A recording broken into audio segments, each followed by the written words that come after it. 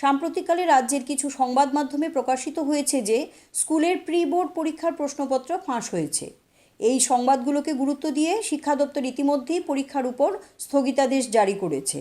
এবার প্রি বোর্ডের পরীক্ষার প্রশ্নপত্র ফাঁস হওয়ার বিষয়টি নিয়ে সরব হলো ত্রিপুরা প্রদেশ যুব কংগ্রেস। শনিবার সন্ধ্যায় ত্রিপুরা প্রদেশ যুব কংগ্রেসের সহসভাপতি শাহজাহান মিয়া এক সাংবাদিক সম্মেলন করে দাবি করেন, অবিলম্বে শিক্ষা দপ্তর যেন এই প্রশ্নপত্র ফাঁসের বিষয়টি গুরুত্ব সহকারে তদন্ত করে এবং যারা এর সঙ্গে জড়িত রয়েছেন তাদের দৃষ্টান্তমূলক শাস্তির ব্যবস্থা করে। সেই সঙ্গে ছাত্রছাত্রীদের ভবিষ্যতের কথা চিন্তা করে দপ্তরকে পদক্ষেপ গ্রহণেরও আহ্বান জানান তিনি।